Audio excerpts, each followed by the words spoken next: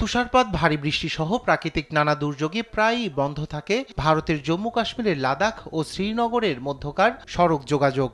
এই দুর্ভোগ লাঘবে সোনমার্গে বহুল প্রত্যাশিত জেডমোর টানেল উদ্বোধন করেছেন দেশটির প্রধানমন্ত্রী নরেন্দ্র মোদী। প্রায় 93 কোটি 20 লাখ ডলারের এই প্রকল্পে থাকছে 6.5 কিলোমিটার টানেল, কয়েকটি সেতু আর উঁচু পাহাড়ি রাস্তা, যেগুলো স্থাপন করবে কাশ্মীরের সঙ্গে লাদাখের যোগাযোগ। কাশ্মীর ফিরে পাচ্ছে তার ভূস্বর্গ পরিচয়। টানেল উদ্বোধন করে এমনটাই বললেন প্রধানমন্ত্রী নরেন্দ্র মোদী।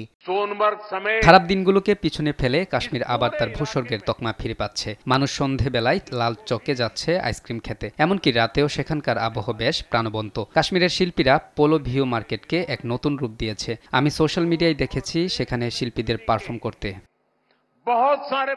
অনুষ্ঠানে মুখ্যমন্ত্রী ওমর আবদুল্লাহকে অভিবাদন জানিয়েছেন মোদী। এ সময় উপস্থিত ছিলেন কাশ্মীরের মুখ্যমন্ত্রী ওমর আবদুল্লাহ। টানেল উদ্বোধনের সময় প্রতিশ্রুতি পূরণের জন্য মোদীকে ধন্যবাদ জানিয়ে জম্মু কাশ্মীরের পূর্ণ রাজ্যের মর্যাদা ফিরিয়ে দেওয়ার দাবি জানান তিনি।